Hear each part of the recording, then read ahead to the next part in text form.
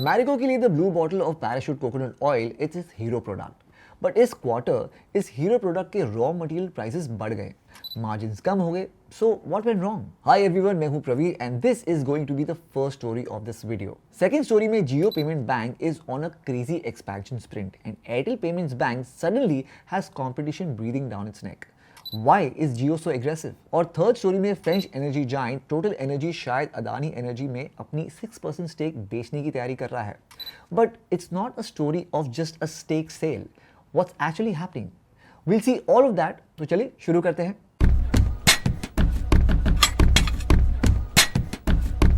पहली स्टोरी में कोपरा यानी कि ड्राइड कोकोनट कर्नेल जिसे पैराशूट ऑयल बनाता है, उसकी प्राइसेस एक साल में 120% ऊपर चल गई। और जब आपकी रेवेन्यू का 36% एक ही प्रोडक्ट से आता हो तो ये सिर्फ बैड न्यूज नहीं, फुल ब्लोन क्राइसिस होता है। मैरिको ने भी Q2 FY26 के अर्निंग्स कॉल पर कोई शुगर कोटिंग नहीं की। As per them parachute volumes muted हैं क्योंकि उन्हें ईयर ऑन ईयर 60% तक प्राइस हाइक्स करने पड़े हैं and that is unheard of. Pack sizes shrink हो रहे थे और प्राइसेस शूट हो रहे थे और फिर भी ब्रांड ने मार्केट शेयर गेन किया and that's because of price इनइलास्टिसिटी।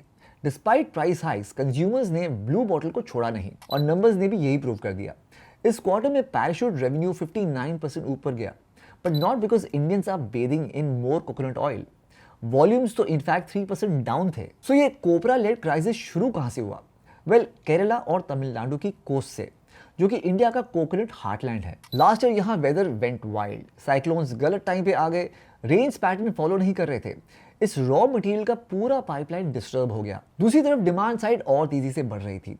Cooking, beauty products, exports, south east Asia demand सब एक्सेलरेट हो रहा था। सनफ्लावर, राइस ब्रांड जैसे ऑयल्स अनस्टेबल होने पे लोग वापस कोकोनट ऑयल पे आ गए and that was a perfect storm. By July 2025 copra prices hit what Marico called hyper inflation.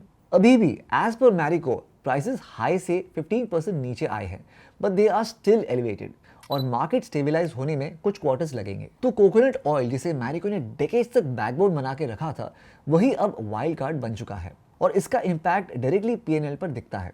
इस क्वार्टर में मटेरियल एक्सपेंसेस 52% अप हुए, ग्रॉस मार्जिन 8% गिरे, EBITDA मार्जिन 19.6% से 16.1% पर आ गया। तो मैरिको अभी एक नैरो कॉरिडोर से निकल रहा है। कंपनी की स्ट्रैटेजी फिलहाल प्राइसेस हाई रखना, मार्जिन्स प्रोटेक्ट करना और साथ साथ बिजनेस डाइवर्सिफाई करना। कंपनी को होप है कि next harvest cycle around March तक कोपरा प्रेशर ईज होगा, लेकिन तब तक मैरिको एक टाइट रोप वॉक कर रहा है। दूसरी स्टोरी में जियो ने अपना सेल्स नेटवर्क जुलाई से सितंबर तक क्वाड्रुपल कर दिया, from around 50,000 business correspondents in Q1 FY26 to almost 2 lakh touch points in just 3 months. ये वो नंबर है जिसे एयरटेल पेमेंट्स बैंक बिल्ड करने में पूरे 5 साल लग गए थे, 2017 से 2021 तक, और जियो ने बस 1 क्वार्टर में कैचअप मोड ऑन कर दिया है। What is the reason of this aggressive expansion? देखिए, पेमेंट्स बैंक का बिजनेस मॉडल नॉर्मल बैंक जैसा नहीं होता। दे कांट गिव लोन्स और credit cards and there is maximum deposit limit of ₹2 lakh per customer.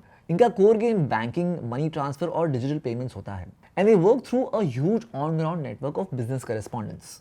ये business correspondents mostly mobile repair shop owners, photocopy guys और bill payments outlets होते हैं, जो थोड़ा एक्स्ट्रा इनकम के लिए इनके रिप्रेजेंटेटिव बन जाते हैं।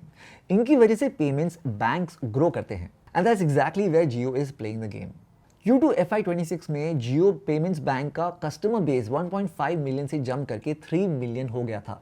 That is almost 14% sequential growth quarter on quarter. And as per the CEO, this growth is coming from their business correspondence network expansion. Q2 FY25 में सिर्फ 2,300 BCs थे, जो Q1 FY26 तक 50,000 हो गए और सितंबर तक close to 2 lakh. Airtel payments bank का current business correspondent network 5 lakh है, बट वो नंबर 2021 से ऑलमोस्ट फ्रोजन है। Also as per the industry insiders, Jio ने competitors specially Airtel payments bank से सेल्स एंड डिस्ट्रीब्यूशन टीम्स को डबल सैलरी पे हायर किया है और ये वो लोग हैं जो ऑलरेडी 3-4 साल से एयरटेल के बिजनेस करेस्पॉन्डेंट्स रिक्रूट कर चुके थे। नॉट ओनली दैट दो, कस्टमर्स भी आ रहे हैं। पेमेंट्स बैंक का नेचर ही ऐसा है कि अगर आप अपना मोहल्ला शॉप से मनी ट्रांसफर करते हो या फास्टैग रिचार्ज करते हो या कैश डिपॉजिट करते हो, then you naturally trust the bank behind that service. तो जियो इस फनल को यूज करके अपने वैल्यू एडेड प्रोडक्ट्स पुश कर रहा है, which adds to the new revenue streams. तो एयरटेल पेमेंट्स बैंक अभी लीडर है, बट जियो का hockey stick growth curve ignore करना मुश्किल होता जा रहा है। तीसरी स्टोरी में इकोनॉमिक टाइम्स की रिपोर्ट के हिसाब से टोटल एनर्जीज, जिसने 2021 में अदानी एनर्जी का लगभग 19.75% स्टेक खरीदा था, अब उसका एक हिस्सा मोनेटाइज करने का प्लान कर रहा है।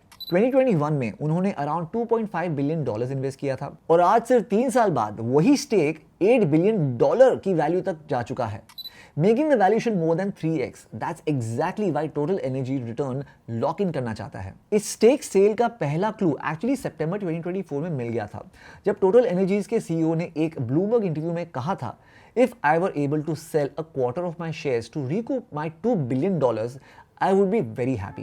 तो सिंपल वर्ड्स में company wants to recover initial capital, बाकी stake long term value creation करने के लिए रखा है। अभी अदानी ग्रीन एनर्जी की market cap approx 1.69 lakh crore rupees है, तो इनकी 6% स्टेक सेल से उनको 10,200 करोड़ रुपीस या 1.14 बिलियन मिल सकता है। Now the big question, Adani green के लिए इसका क्या मतलब है? देखो, अदानी ग्रीन एनर्जी आज इंडिया के सबसे बड़े रिन्यूएबल पावर प्लेयर में से एक है, with 16.6 GW capital already operational, and then there is a target to reach 50 GW by 2030।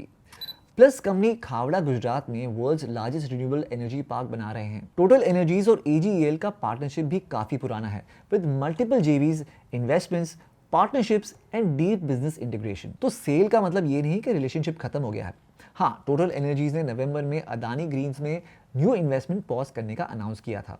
That was because of corruption allegations by US SEC on the AGEL link projects, including charges against Gautam Adani.